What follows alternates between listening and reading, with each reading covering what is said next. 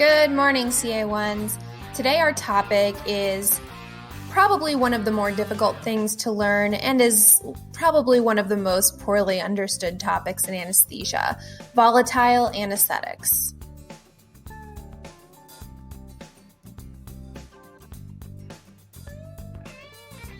Now that you've had a second to appreciate that hilarious comic, your first objective is going to be focusing on how volatile anesthetics work.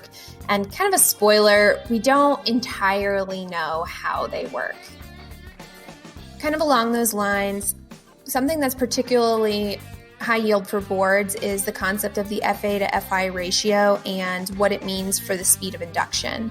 You should also consider what patient factors will speed and slow induction. There's a podcast listed at the end of this video that's particularly good at explaining this. For your second objective, you'll learn more about managing induction, maintenance, and emergence from volatile anesthetics. You'll learn about the factors that you should consider when titrating your gases, such as patient hemodynamics, and how you're going to wake up a patient from gas. For your third objective, you're going to consider how volatile anesthetics affect your patient's hemodynamics and specifically what effects they have on cardiovascular function. As you're studying, think about the equation MAP equals cardiac output times SVR. No discussion of volatile anesthetics would be complete without discussing agent selection.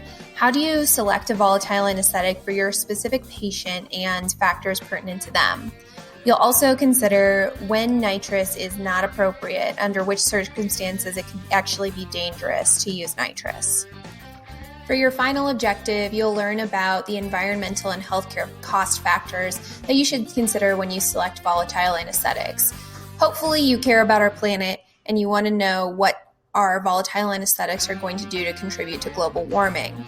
Another thing that's important is the cost of these agents. And while this really won't be a big concern for you through training, it is good to know these things for when you go out into practice.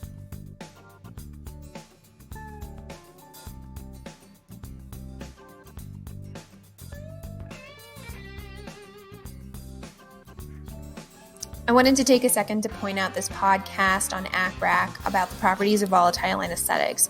It's one of the best explanations I've come across for volatile anesthetics, speed of induction, and other factors pertaining to our volatile anesthetics.